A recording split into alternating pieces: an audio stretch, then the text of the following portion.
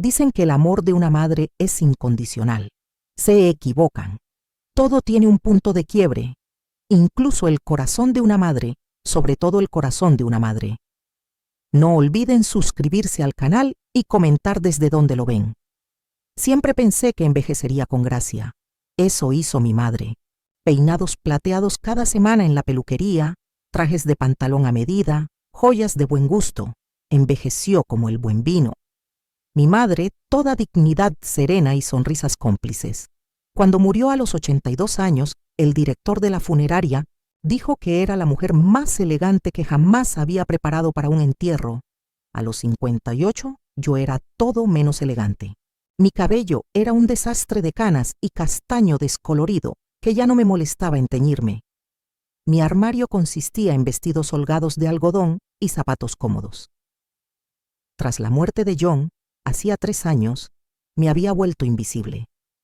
Así era más fácil, sin expectativas, sin decepciones. Vivía sola en la espaciosa casa colonial que habíamos comprado cuando los niños eran pequeños, demasiado grandes para una sola persona, pero llena de recuerdos que no soportaba dejar atrás. El jardín, que antes era el orgullo y la alegría, de John estaba descuidado. La cocina, donde había preparado miles de comidas familiares, ahora me veía comiendo cereal directamente de la caja a deshoras. Las habitaciones de invitados acumulaban polvo. Las únicas visitas que tenía últimamente eran recuerdos, y no eran precisamente buena compañía. Mi hijo Spencer vivía en Seattle con su esposa y sus gemelos. Llamaba diligentemente todos los domingos, hacía las mismas preguntas y prometía lo mismo de visitarnos pronto. Ambos sabíamos que no lo haría. Mi hija Rebecca, Becca, vivía a solo 20 minutos en un loft de moda en el centro. A pesar de la proximidad, la veía quizás una vez al mes, generalmente cuando necesitaba algo, dinero para el alquiler, un hombro para llorar después de otra relación fallida, o alguien que cuidara a su perro cuando hacía escapadas de fin, de semana espontáneas con amigos. Siempre había estado más cerca de Becca.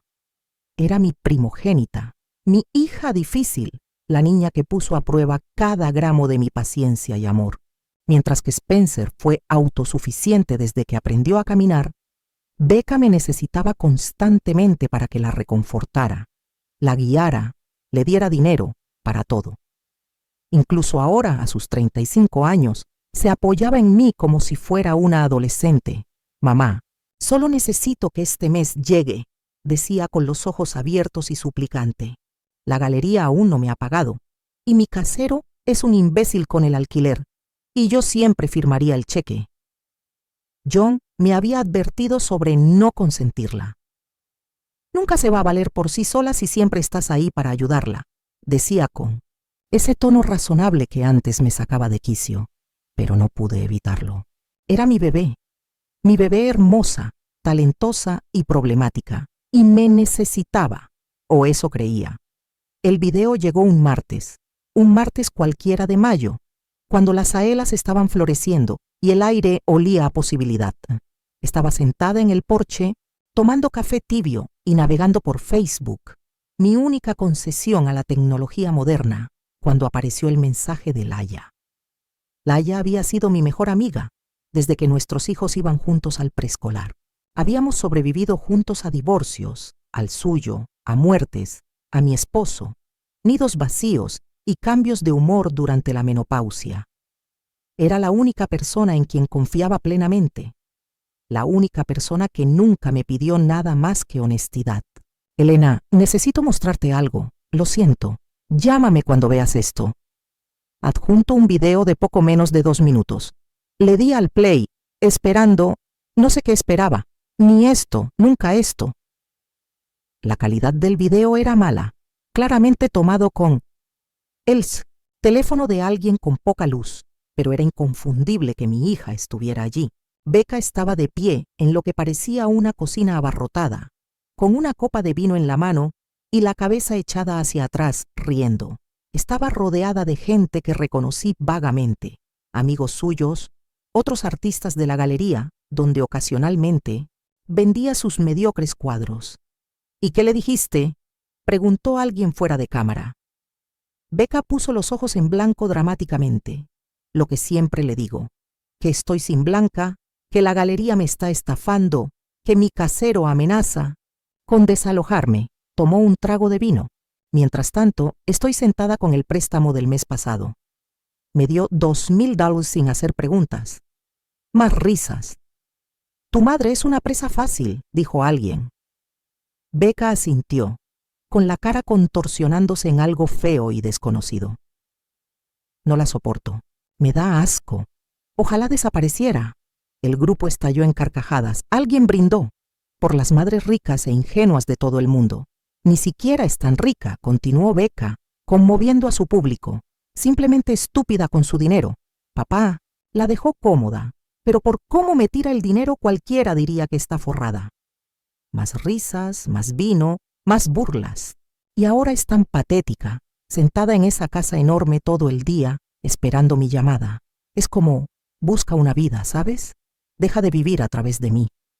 Sentí frío. Se me revolvió el estómago. La acidez me subió a la garganta. El teléfono. De repente me pesaba en la mano. La pantalla demasiado brillante. Mi hija, mi Becca. La niña que cuidé durante innumerables enfermedades. Consolé en mis desamores. Apoyé en la pérdida de empleos y en las crisis creativas. La persona que más amaba en este mundo. Antes de que pudiera procesar lo que había visto, llegó otro mensaje de Laia. Hay más. ¿Pero estás seguro de que quieres oírlo? Me quedé allí paralizado mientras el sol seguía brillando y las saelas seguían floreciendo, mientras el mundo seguía girando, ajeno al hecho de que el mío acababa de hacerse añicos. ¿Estaba segura? No, ya no estaba segura de nada. Ni de mi relación con mi hija, ni de mi juicio, ni de mis decisiones pasadas, ni de mi valía, pero necesitaba saberlo. Todo, la verdad completa, por mucho que me doliera. Con dedos temblorosos escribí. Envíalo. Laia llamó en su lugar. Su voz era suave, como de disculpa. Lo siento mucho, Elena. Anoche estuve en la fiesta de cumpleaños de Jen. Mi sobrina, Becca, que trabaja en esa galería del centro, estaba allí. No creo que supiera que era la tía de Jen, o quizás simplemente no le importó. Pero escuché cosas que debes saber. Escuché a Laia detallar conversaciones que había oído por casualidad. Cómo Becca se jactaba de manipularme. Cómo se burlaba de mi dolor por John, llamándolo performativo y conveniente. Cómo admitía haber mentido sobre las ventas de galerías, que se habían derrumbado, sobre las emergencias con su perro, sobre necesitar dinero para las facturas médicas. Dijo. Laia dudó. Dijo que era su plan de jubilación, que mientras interpretara al artista en apuros, que solo necesitaba una oportunidad más, un préstamo más, seguirías financiándola, que estás tan desesperado por su aprobación que jamás la dejarás. Las palabras fueron como golpes, cada uno dejándome sin aliento, y Elena no está en la ruina. Les mostró a todos un reloj nuevo, compró un Cartier, dijo que costó 8,000, dijo que fue cortesía de mi querida mamá, 8,000, la misma cantidad que le había dado hacía 3 meses, cuando, entre lágrimas, me explicó que necesitaba una cirugía dental de emergencia que no cubría su seguro. Pensé que necesitabas saberlo, terminó Laia en voz baja. Siento ser yo quien te lo diga, pero eres mi amiga, mi mejor amiga, y te está utilizando. Después de colgar, me senté en el porche un buen rato. El café se enfrió. Las sombras se alargaron sobre el césped. Dentro de casa sonó el teléfono. Probablemente Becca llamaba para pedir algo más, para llevarse algo más, para mentir, sobre algo más. No respondí.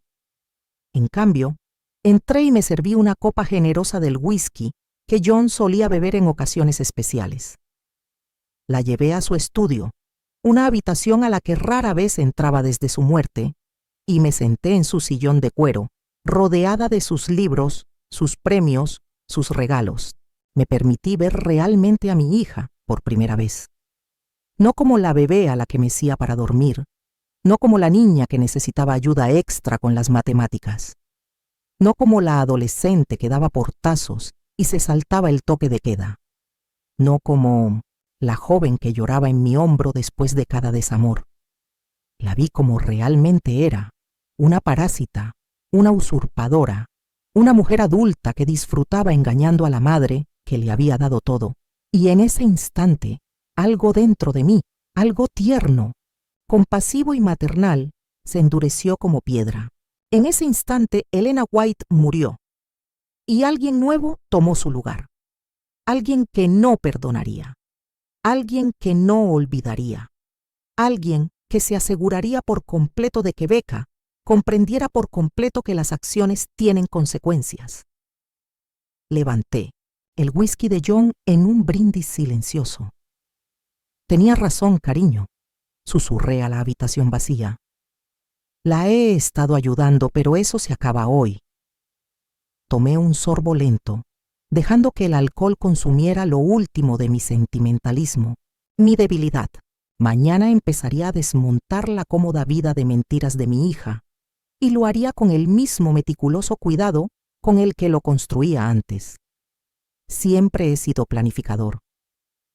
Cuando impartí clases de inglés en el instituto durante 26 años, mis compañeros se maravillaban de mis planes de clase con códigos de colores y mi clase meticulosamente organizada. John solía burlarse de mis carpetas de vacaciones, con itinerarios diarios, reservas en restaurantes y actividades alternativas por si llovía. Incluso, nuestros hijos sabían que tras mis cálidas sonrisas y mis galletas caseras se escondía una mente que catalogaba cada detalle, anticipaba cada problema y se preparaba para cualquier contingencia. Así que, cuando decidí desmantelar la vida de mi hija, lo abordé como cualquier otro proyecto, metódica, paciente y con gran atención al detalle. Primero, necesitaba información. Toda. Pasé el día siguiente en el estudio de John revisando nuestros registros financieros.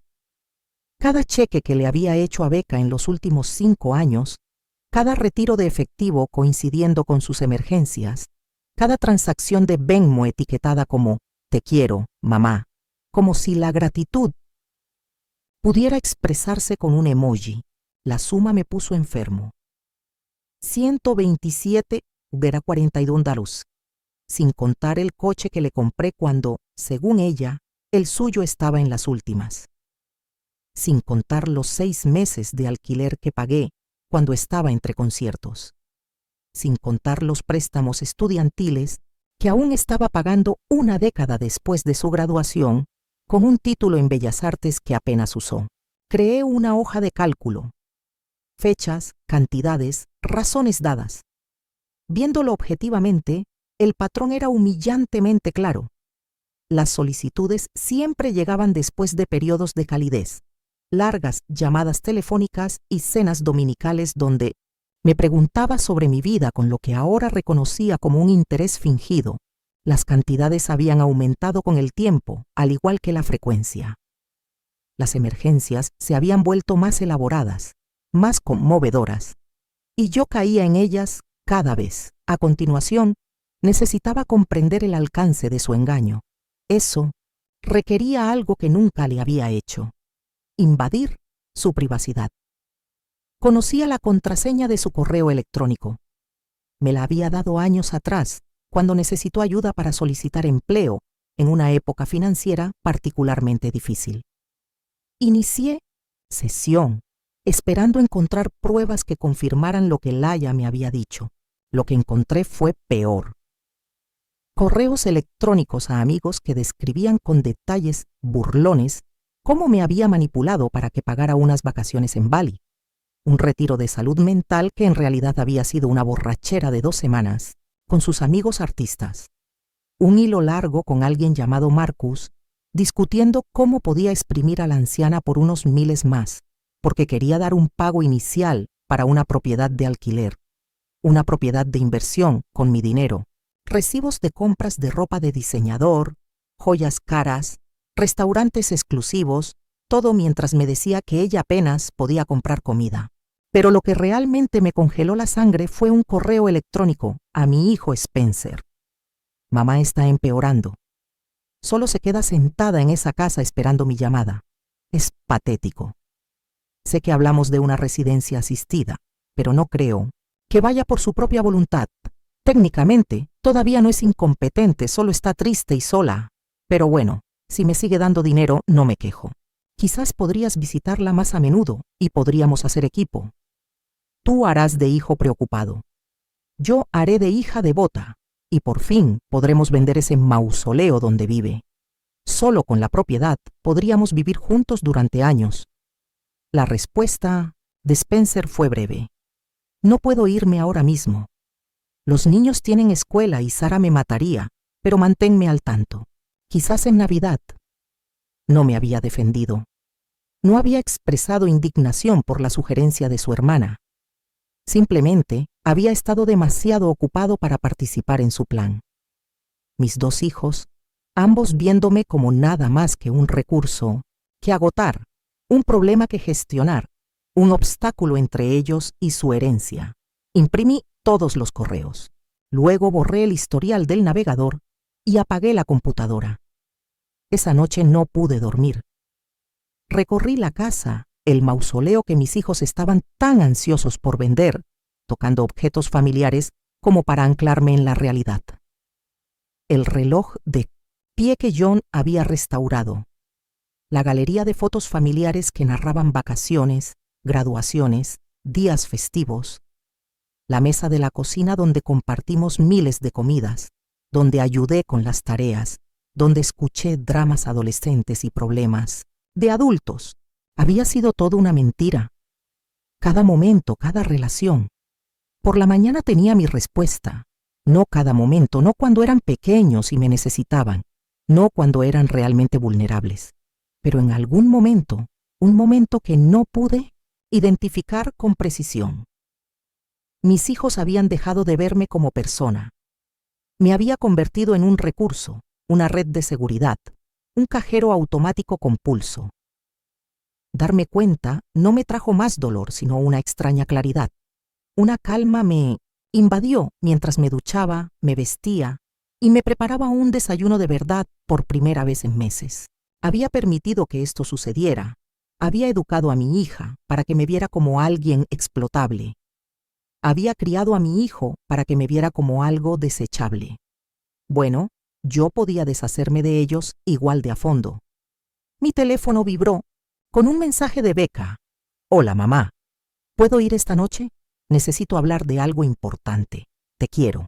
Me quedé mirando el mensaje, el cariño casual que le añadiste como si fuera una ocurrencia tardía, y no sentí nada, sin calidez, sin añoranza, sin instinto maternal para perdonar y olvidar. Claro, cariño, respondí. Haré tu lasaña favorita, 7 SEO. Perfecto, eres la mejor. Pasé el día preparándome. No solo la lasaña, que preparé con precisión mecánica, sino también a mí misma. Me peiné por primera vez en meses. Me maquillé. Me puse uno de mis vestidos más bonitos, un vestido cruzado azul oscuro que a John siempre le había encantado. Joyas sutiles, perfume. Quería verme fuerte, formidable, nada que ver con el patético encierro que mi hija les había descrito a sus amigas. A las 6:57, su coche entró en la entrada. Justo a tiempo, una rareza para Becca, quien operaba con su propio horario, siempre tarde. Debía necesitar algo importante. La observé por la ventanilla mientras se miraba en el retrovisor. Practicaba una expresión de preocupación y luego cogía una bolsita de regalo del asiento del copiloto. Un detalle. Ahora lo entendía. Un recordatorio visual de lo atenta que era su hija, trayendo a su madre solitaria una baratija junto con su última petición económica. Sonó el timbre. Respiración profunda, hombros hacia atrás, cara de juego. Becca, cariño. La abracé, notando la rigidez de su cuerpo, la forma en que me palmeaba la espalda perunteralmente. Siempre había sido tan obvia, o simplemente por fin le estaba prestando atención. Mamá, te ves estupenda. Pareció sorprendida por un momento por mi aspecto. Qué bien arreglada estoy.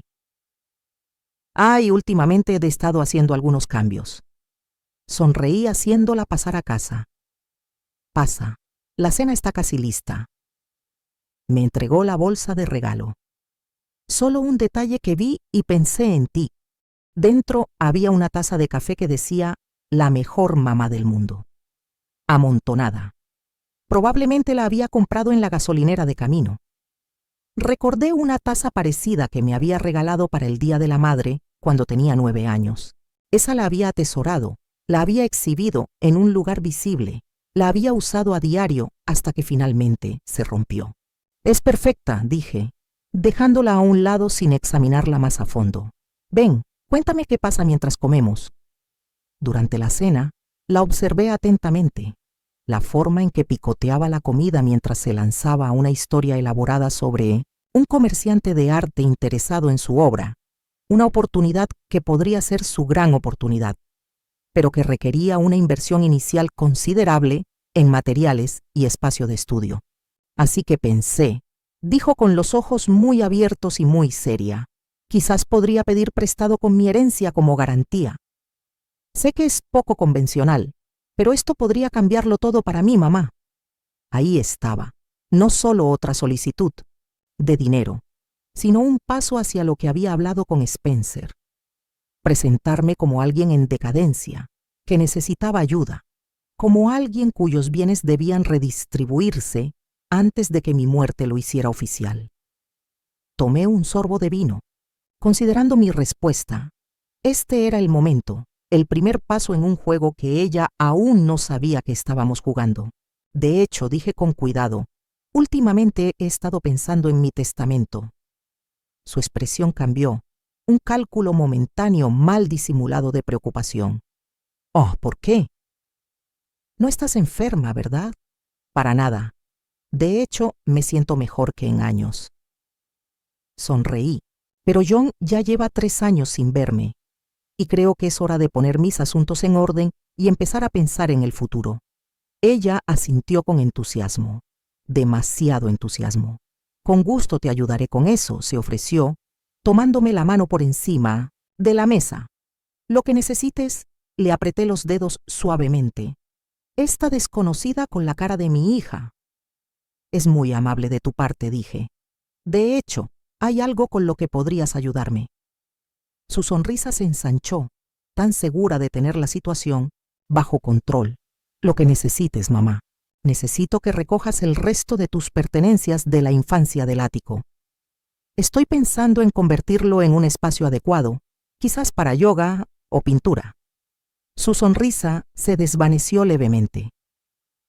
Claro, puedo hacerlo, pero sobre la oportunidad de inversión. Hablemos de eso después del postre, dije, levantándome para recoger los platos. Hice tu mousse de chocolate favorita.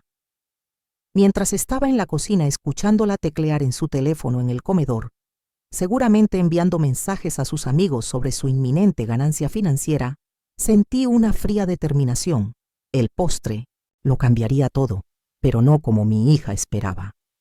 Era hora de su primera lección sobre consecuencias.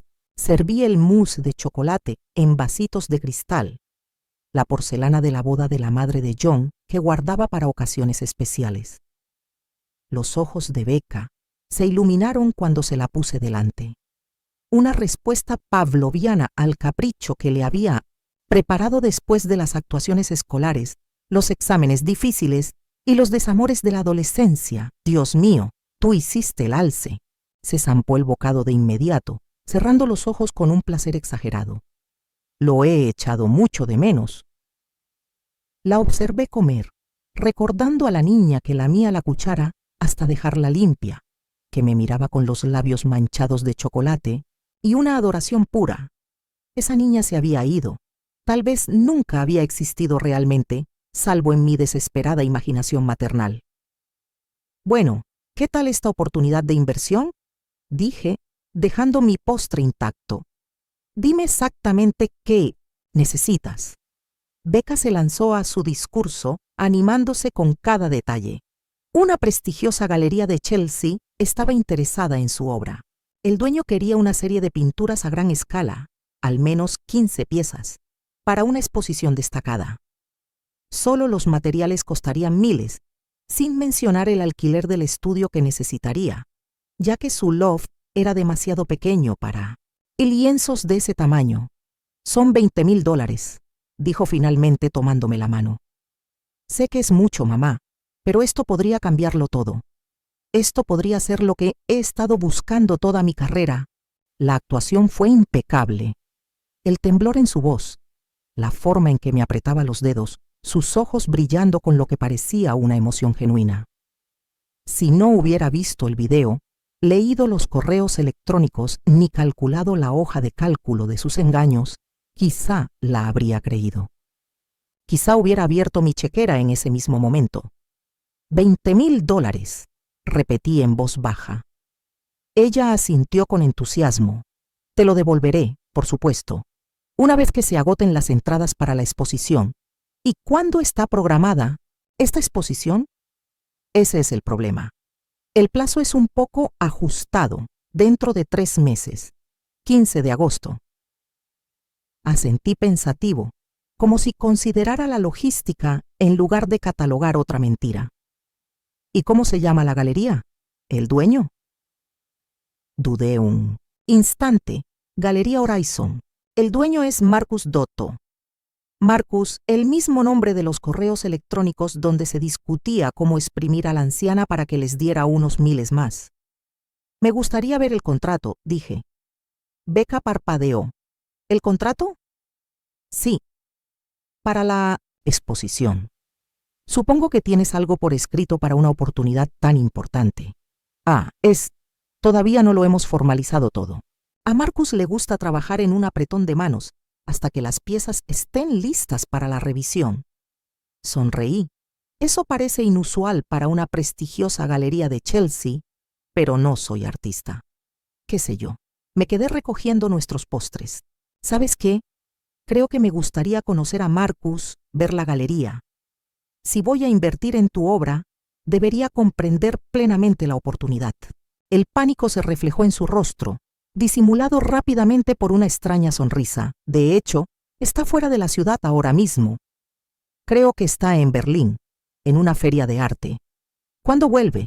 No estoy segura. Bueno, no hay prisa con... El dinero entonces, dije con ligereza, llevando los platos a la cocina. Podemos hablarlo cuando vuelva y nos veamos los tres. Casi podía oír cómo le daba vueltas la cabeza mientras me seguía, apoyada en la encimera de la cocina con forzada naturalidad. La cosa es, mamá, que necesito conseguir el estudio ya. Es difícil encontrar buenos estudios, sobre todo alquileres a corto plazo, con la altura del techo que necesito. Me giré para mirarla, con los brazos cruzados. Becca, ¿puedo preguntarte algo? Por supuesto. Su voz sonaba cautelosa. ¿Crees que soy estúpida? La pregunta quedó flotando en el aire entre nosotras. Sus ojos se abrieron un poco y luego los entrecerró. ¿Qué? No, claro que no. ¿Por qué me preguntas eso? No respondí de inmediato. En cambio, fui al estudio y regresé con una carpeta. Dentro estaba la hoja de cálculo que había creado, una copia impresa de sus correos electrónicos y fotos del video que Laia me había enviado. La puse en la isla de la cocina, entre nosotras, pero la mantuve firmemente encima porque o piensas que soy increíblemente estúpida o eres increíblemente arrogante. No sé qué es peor. Se le puso pálida. Mamá, ¿qué es esta prueba? Dije simplemente, tocando la carpeta. ¿De quién eres realmente? De lo que realmente piensas de mí. Intentó alcanzar la carpeta, pero la retiré. No entiendo, deja de mentir, dije, con la voz aún tranquila pero con un filo de acero. Es agotador para ambos. No hay ninguna exposición en la galería. No hay ningún Marcus Dotto de la Galería Horizon. Puede que exista un Marcus, tu cómplice en la estafa, pero no es galerista. Me miró fijamente con los labios entreabiertos, buscando con la mente otra mentira, otra manipulación. ¿Cuánto iba a ser esta vez?, pregunté. La propiedad de alquiler de la que tú y Marcus estaban hablando. aquella para la que ibas a usar mis $20,000 como enganche. El color que le quedaba desapareció. ¿Leíste mis correos? Yo sí. Eso es una invasión de mi privacidad. Lo absurdo de su indignación casi me hizo reír. Tu privacidad. ¿Qué pasa con mi confianza, mis finanzas, mi dignidad? Puedo explicarlo. Seguro que tú también. Eres muy buena con las explicaciones, las historias y las manipulaciones. Abrí la carpeta y le di la hoja de cálculo. 127,842. Eso es lo que te he dado solo en los últimos 5 años, sin contar tu auto, sin contar tu renta, sin contar tus préstamos estudiantiles. Se quedó mirando las cifras, sin palabras. Y eso es lo que has cobrado en efectivo o pagos directos. No tiene en cuenta las comidas, los regalos, el trabajo emocional de preocuparme por ti, creyendo que estabas luchando cuando en realidad era así. Deslicé una impresión de su página de Instagram que la mostraba en restaurantes caros en vacaciones, vistiendo ropa de diseñador, viviendo bastante cómodamente con mi dinero, mientras se burlaba de mí a mis espaldas. Mamá, esas fotos no son lo que parecen. Las redes sociales no son la vida real. No, estuve de acuerdo. No lo son. Tampoco lo es la rutina de artista en apuros que llevas años haciendo. Tampoco lo es tu preocupación por mí. Tampoco lo es tu amor. Sus ojos se llenaron de lágrimas. Observé desapasionadamente cómo le corrieron un poco el rímel. Lo suficiente para parecer vulnerable, pero no tanto como para ser poco atractiva. Incluso ahora, ella calculaba su efecto. Eso no es verdad, susurró. Te amo. Esto es lo que va a pasar, dije ignorando su actuación. Te voy a cortar por completo. Se acabó el dinero, los rescates, los préstamos que ambos sabemos que nunca pagarás. No puedes hablar en serio. Las lágrimas desaparecieron tan rápido como habían surgido, reemplazadas por la indignación. Nunca he sido tan serio en mi vida. Por una broma tonta en una fiesta, porque me desahogué con mis amigos, todos se quejan de sus padres. Pasé el último documento de mi carpeta. El correo electrónico a Spencer sobre la posibilidad de ingresarme en una residencia asistida y vender mi casa. Se cayó de golpe.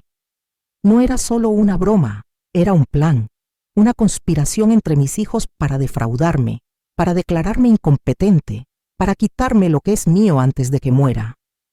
Mi voz se mantuvo firme, incluso al mencionar la traición, en voz alta por primera vez. ¿De verdad creíste que no me enteraría? No fue así, protestó débilmente. Solo eran palabras. Se acabó. Cerré la carpeta definitivamente. He hablado con mi abogado. He modificado mi testamento. He cerrado todas las cuentas a las que tenías acceso. A partir de hoy, estás completamente, solo financieramente. Tú, no puedes hacer eso. Somos tus hijos. La biología no basta, Rebeca. Ya no, así que ya está. Solo nos estás destrozando con correos estúpidos y charlas de fiesta. Consideré su pregunta con atención. Los estaba renegando. Ya no los consideraba mis hijos. Te hago responsable, dije finalmente. Por primera vez en tu vida adulta, esto es una locura. Estás exagerando. Hablaré con Spencer. Spencer ya lo sabe. Lo llamé esta mañana. Abrió los ojos de par en par. ¿Qué dijo? Estaba muy preocupado por mi estado mental. Insinuó que el dolor podría estar nublando mi juicio. Se ofreció a volar y ayudarme a pensar con claridad sobre estas decisiones. Sonreí levemente. Al parecer no han coordinado bien sus historias. Mamá, por favor. Me tomó la mano pero la aparté. Podemos solucionarlo, te lo pagaré. Voy a terapia, lo que quieras. Lo que quiero, dije lentamente, es que te vayas de mi casa y no vuelvas hasta que estés lista para tener una relación honesta conmigo, no basada en lo que puedo darte, sino en quiénes somos el uno para el otro. Si es que eso es posible, no lo dices en serio. Yo sí. Fui a la puerta principal y la abrí. Una clara despedida. Piensa un momento en quién quieres ser, Rebeca. hija que manipula y se burla de su madre, o alguien con integridad y decencia. La decisión es tuya. Se quedó paralizada en la cocina, mirándome como si viera a una extraña. Quizás lo era, quizás la madre que conoció. La pusilánime, el cajero, automático, la patética mujer encerrada esperando junto al teléfono tampoco habían existido.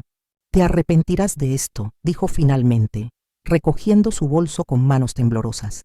Me necesitas más que yo a ti. La vi pasar furiosa junto a mí en la cálida tarde de primavera. La vi forcejear con las llaves del coche, con las manos temblorosas de rabia o conmoción, o quizás de auténtico dolor. Justo antes de subirse al coche se giró. ¿De verdad esto es lo que papá hubiera querido? Tú sola en esa casa, volviéndose contra tus propios hijos. La pregunta pretendía herir, encontrar el punto débil de mi dolor y penetrarlo. Pero ya estaba más allá de esas manipulaciones. Tu padre, dije con claridad, se avergonzaría de en quién te has convertido. Entonces cerré la puerta ante la cara de asombro de mi hija y giré el cerrojo con un clic satisfactorio. Las consecuencias fueron rápidas y predecibles. 1 hora después de la partida de Becca, mi teléfono empezó a llenarse de llamadas y mensajes de ella, de Spencer y de amigos en común que de repente se preocuparon por mi salud mental. Los dejé ir al buzón de voz. Su pánico ya no era mi problema. En cambio, me serví otra copa de vino y me senté en el estudio de John, sintiéndome más en paz que en años. La farsa había terminado. El desgaste constante de mis emociones, mis finanzas, mi autoestima, todo terminó con una sola conversación. Spencer llamó 17 veces esa noche. Finalmente contesté a la 18ª más por curiosidad que por obligación. Mamá, ¿qué demonios pasa? Su voz estaba tensa, con una ira apenas contenida. Becca está histérica. Dice que te has vuelto loco. Hola a ti también, Spencer. Mantuve un tono agradable y neutral. ¿Cómo están los chicos? No cambies de tema. ¿De verdad cambiaste tu testamento? Nos dejaste a ambos fuera por completo. No. ¿Estás bien? No. ¿Qué pasó?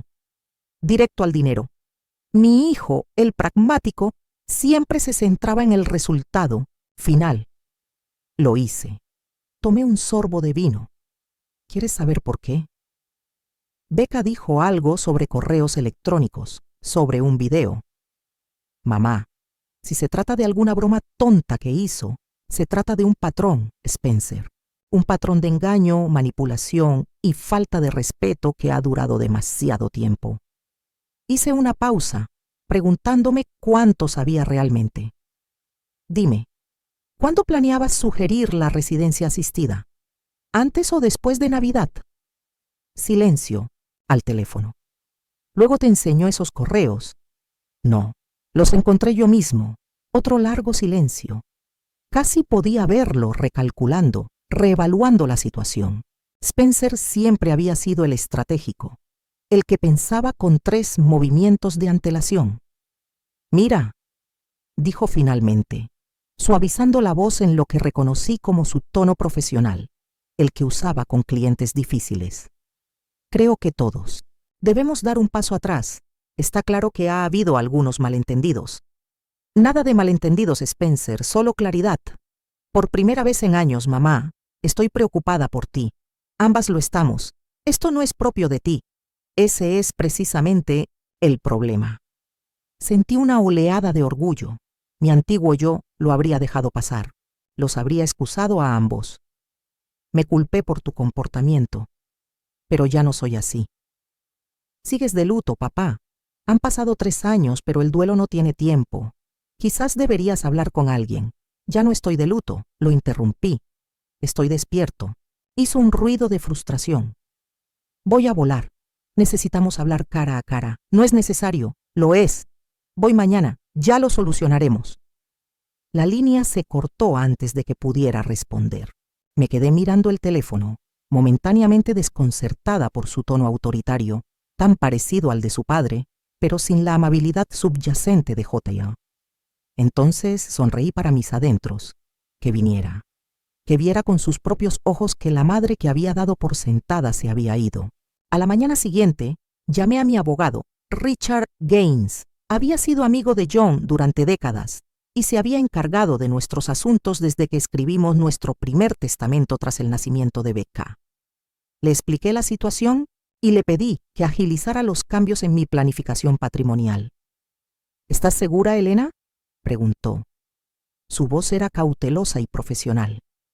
Excluir a tus hijos por completo es un paso importante. No los voy a eliminar por completo, aclaré. Voy a establecer un fideicomiso con condiciones específicas. Pueden recuperar su herencia, pero no será automática, y ciertamente no estará disponible mientras yo viva. Richard guardó silencio un momento. Entonces John se preocupó por esto, ya sabes, sobre todo por Becca. Pensó que eras demasiado generoso con ella. Sentí una punzada de arrepentimiento, quizá por pagar algo. Tenía razón. Como siempre, tendré los papeles listos para que los firmes mañana. Y Elena, por si te sirve de algo, creo que estás haciendo lo correcto. Difícil, pero correcto. Después, llamé a mi asesor financiero y le pedí que transfiriera mis bienes a cuentas a las que ninguno de mis hijos pudiera acceder, ni siquiera en caso de emergencia, sin poderes notariales, sin cuentas conjuntas, sin redes de seguridad. Luego llamé a un cerrajero para que cambiara las cerraduras de la casa. Por la tarde, la noticia se había extendido entre nuestro círculo social. Laia llamó, preocupada, pero comprensiva. Becca ha estado llamando a todos, dijo, diciendo que has tenido algún tipo de crisis, que estás paranoica y delirando. Déjala, dije, sorprendida por mi propia indiferencia. Quienes me conocen formarán sus propios juicios. ¿De verdad estás bien? La voz de Laia se suavizó. Esto no puede ser fácil. Consideré la pregunta seriamente. ¿Estaba bien? Descubrí que mis hijos conspiraban contra mí. Me habían estado utilizando durante años, se habían burlado y me habían faltado al respeto a mis espaldas. Desde cualquier punto de vista debería estar devastada, pero no lo estaba. Me sentí liberada. Estoy mejor que en años. Le dije con sinceridad. Es como si hubiera estado cargando con este peso, con esta responsabilidad por su felicidad, su éxito, su estabilidad financiera, y ahora lo he dejado atrás. Puedo respirar de nuevo, y cuando Spencer llegue mañana, conocerá a mi nuevo yo, al que no se le puede manipular, culpar ni avergonzar para que entregue dinero ni para justificar su mal comportamiento. No le va a gustar, advirtió Laia. No, acepté. No le va a gustar. Spencer llegó a la mañana siguiente, entrando a grandes zancadas por mi puerta recién cerrada, con la seguridad de quien espera que el mundo y su madre se dobleguen a su voluntad. Cuando su llave no funcionó, tocó el timbre repetidamente. Cada pulsación era más larga e insistente que la anterior. Me tomé mi tiempo para responder, observando por la mirilla cómo su expresión pasaba de la impaciencia a la confusión y luego al enfado. Cuando por fin abrí la puerta, me empujó, sin esperar invitación. ¿Cambiaste las cerraduras?, preguntó, dejando su bolso de mano en el recibidor. Hola, Spencer. Me alegro de verte también. ¿Qué tal el vuelo? Ignoró mi incisiva cortesía. ¿Qué te pasa? Primero nos eliminaste de tu testamento. Ahora estás cambiando las cerraduras. ¿Tienes idea de lo preocupados que hemos estado? Cerré la puerta y lo llevé a la sala, notando cómo observaba el espacio como si buscara señales de deterioro o abandono. Parecía casi decepcionado al encontrar todo en perfecto orden. Estoy perfectamente bien, dije, sentada en el sillón favorito de John. Mejor que bien, en realidad. Entonces, ¿por qué haces esto? ¿Por qué nos castigas? No es un castigo, Spencer. Son las consecuencias. Le hice un gesto para que se sentara y ya era hora. Se quedó de pie, mirándome fijamente, en lo que reconocí como un juego de poder. Leíste unos correos fuera de contexto y ahora estás arruinando la relación con tus hijos. Eso no es racional, mamá. Los correos estaban perfectamente contextualizados, dije con suavidad, al igual que el video de tu hermana burlándose de mí con sus amigas, al igual que tu presencia aquí ahora, preocupada no por mi bienestar, sino por tu herencia. Eso no es justo, no. Entonces dime, Spencer, ¿qué dijo Becca exactamente para que cruzaras el país volando sin previo aviso? ¿Preocupación por si me encontraba mal o preocupación por si te cortaba el acceso a mi dinero? ¿Un músculo de su mandíbula se contrajo? ¿Una señal que tenía desde niño cuando lo pillaban mintiendo? Ambas. Obviamente ambos.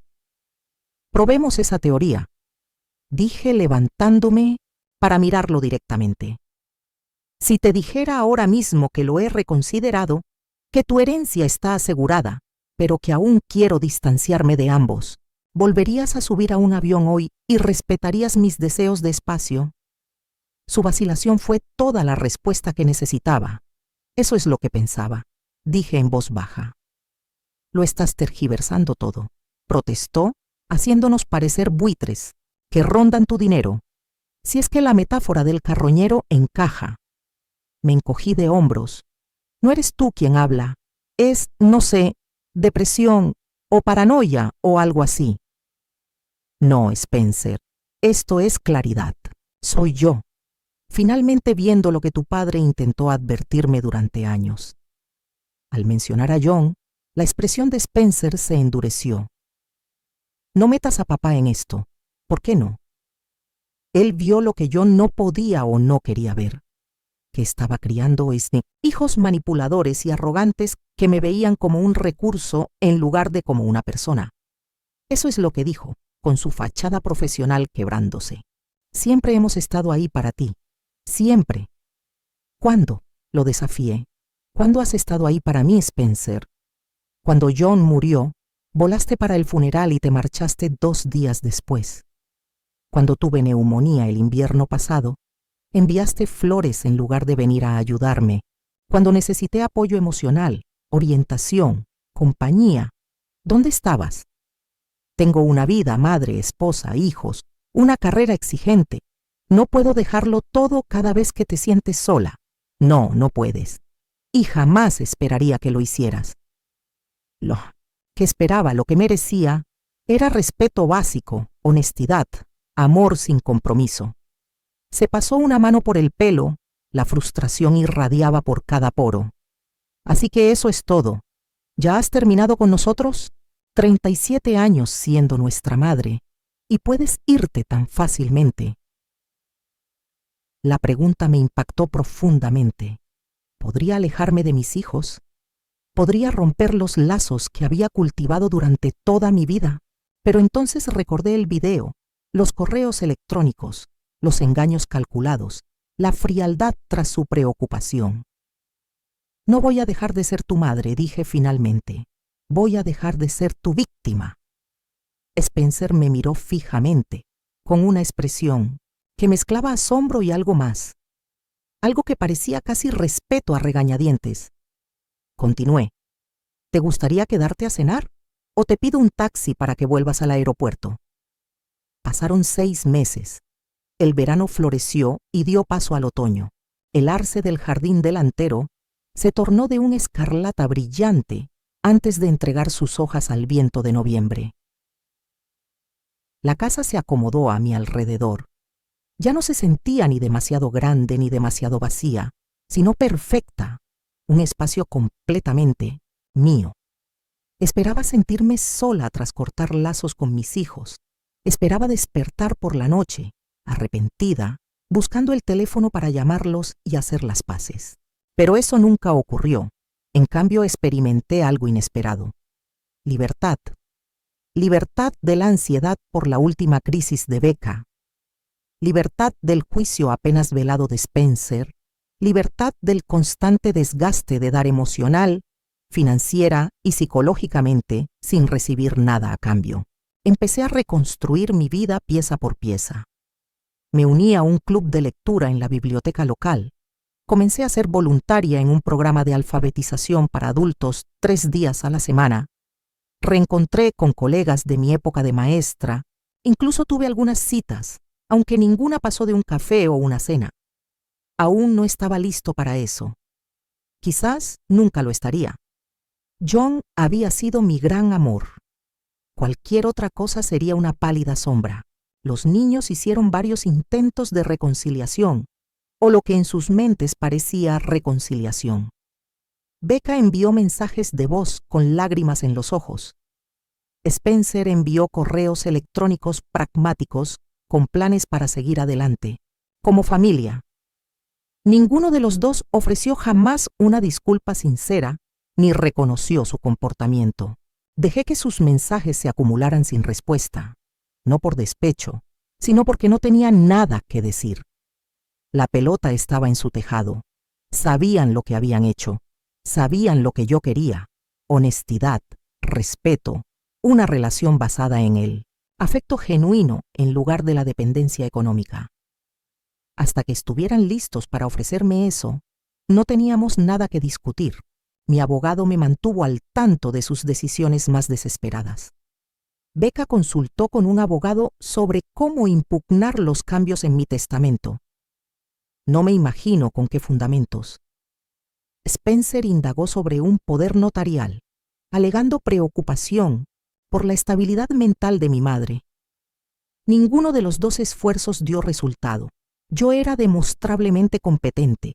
Mis asuntos estaban en perfecto orden. Lo que más me sorprendió fue la rapidez con la que se dieron cuenta de que el dinero había desaparecido. Becca encontró un novio adinerado en cuestión de meses. Spencer redobló su enfoque en su carrera y consiguió un ascenso que anunció mediante un correo electrónico a toda la familia del que me enviaron copia. Como si nada hubiera cambiado, la vida se acomodó en un nuevo patrón, distinto al que había imaginado para mis últimos años.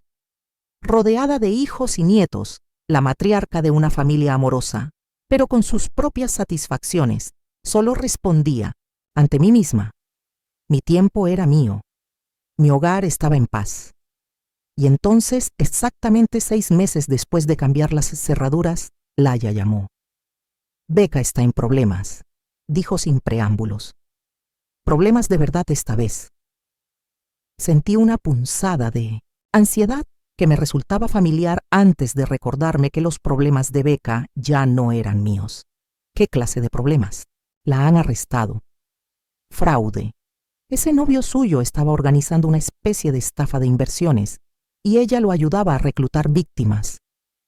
Cerré los ojos, sin sorprender, pero aún decepcionado. Ya veo. Han fijado la fianza en $50,000. Ella me llamó porque no estaba respondiendo. ¿Y qué le dijiste? Que te llamaría. La voz de LLA era gentil, pero firme. Elena, sé que lo que hicieron fue horrible, imperdonable incluso, pero ella sigue siendo tu hija. Sí, estuve de acuerdo. Ella es. Entonces, ¿la ayudarás? Consideré la pregunta con cuidado, no porque me sintiera tentado. No lo estaba, sino porque quería ser absolutamente claro con mi respuesta, tanto para Laia como para mí mismo. No, dije finalmente, no lo haré. Silencio en la línea. Entonces ¿estás seguro?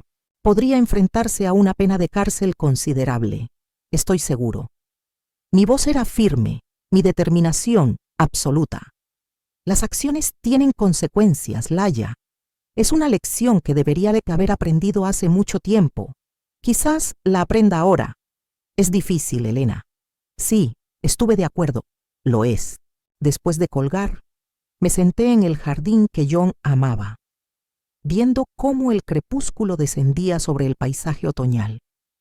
¿Acaso era un monstruo por no haber corrido al rescate de mi hija? Una buena madre habría dejado de lado su dolor y su ira por el bien de su hija, sin importar cómo se hubiera comportado. Tal vez. Pero ya no me interesaba ser una buena madre. Esos estándares habían creado adultos manipuladores y con derecho a todo que me veían como nada más que un recurso al que agotar. Esos estándares casi me destrozaron. Mi teléfono volvió a sonar. Un número que no reconocí. Casi no contesto, pero algo me hizo pulsar el botón verde. Mamá. La voz de Becca era débil, ronca por las lágrimas. Mamá, por favor, no cuelgues. No dije nada, solo escucha su respiración agitada. Estoy en problemas, continuó. Esta vez en serios problemas. Cometí un error, uno muy grave. Aún así guardé silencio. Necesito ayuda, susurró. Sé que no la merezco. Sé que lo que hice fue imperdonable, pero no sé a quién más llamar. ¿Qué quieres exactamente de mí, Rebeca? Pregunté finalmente con voz neutra. Dinero para la fianza, suspiró temblorosamente. Y quizás un lugar donde quedarme hasta el juicio. Marcus me echó cuando llegó la policía.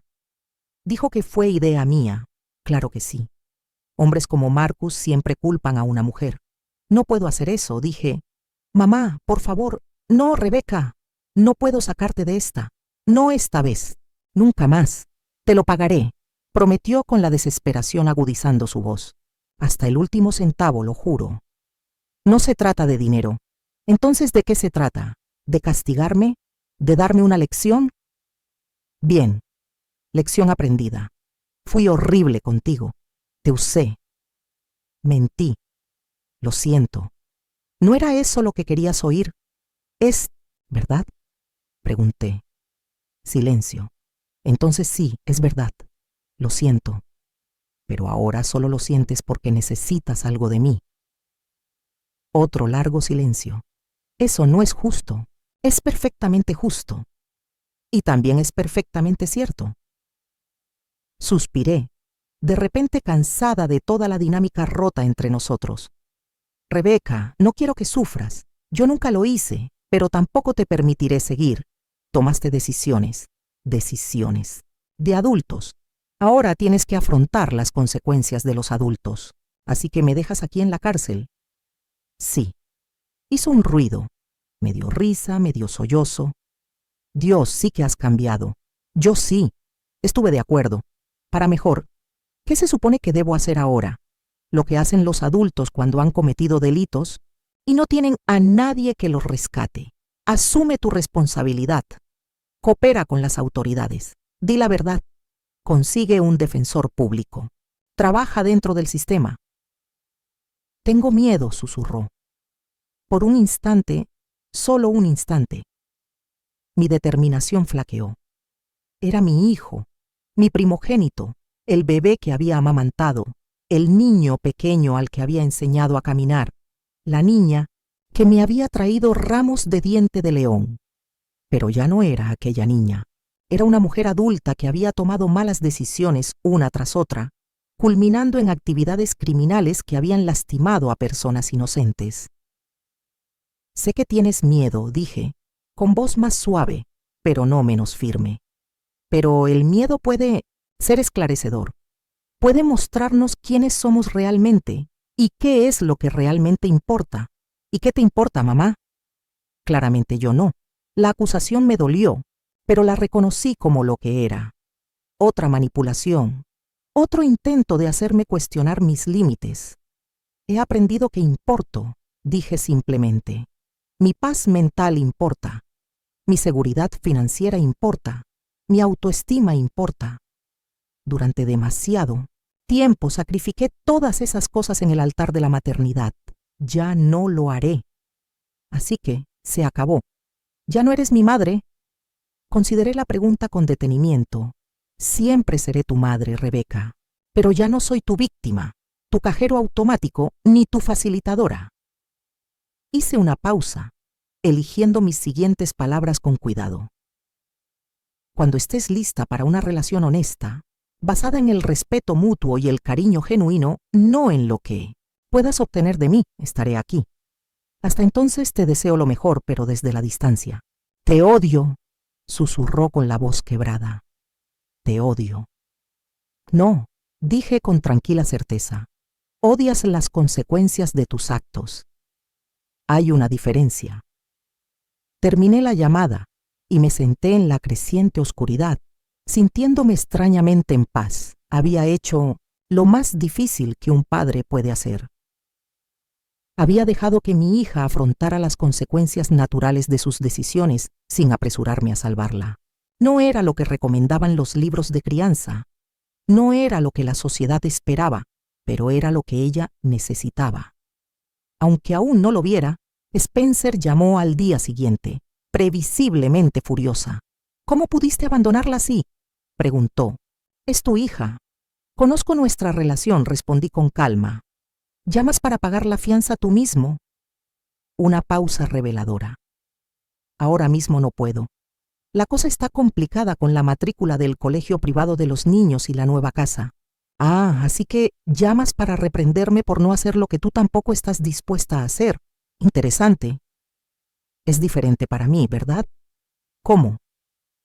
No tenía una buena respuesta, solo farfulló indignación. «Spencer», dije con suavidad, «así es la edad adulta. Enfrentar las consecuencias, tomar decisiones difíciles, valerse por sí mismo. Es lo que debería haberles enseñado hace mucho tiempo». «Podría ir a la cárcel», dijo, bajando la voz hasta convertirse en un susurro, horrorizado. «Sí, podría. Las acciones tienen consecuencias, a veces graves. ¿Y te parece bien que tu propia hija esté en prisión?». «No, no me parece bien. Me rompe el corazón que haya tomado decisiones que la han traído hasta aquí, pero estoy en paz con mi decisión de no rescatarla de esas decisiones». Guardó silencio un largo rato. «Entonces ya no te entiendo». «Ya lo sé», dije. «Eso es parte del problema». Después de colgar, fui al estudio de John, ahora mi estudio, y abrí el último cajón de su escritorio. Dentro había un diario que había empezado a escribir después del enfrentamiento con Becca. Un registro de mi paso de felpudo a mujer de peso. De madre a toda costa a persona por derecho propio. Escribí sobre las llamadas, sobre mi decisión, sobre la extraña mezcla de dolor y liberación que sentí. Escribí con honestidad, sin autojustificaciones ni disculpas. Este diario no era para los ojos de nadie más, solo para los míos. Un testimonio de la transformación más difícil y necesaria de mi vida.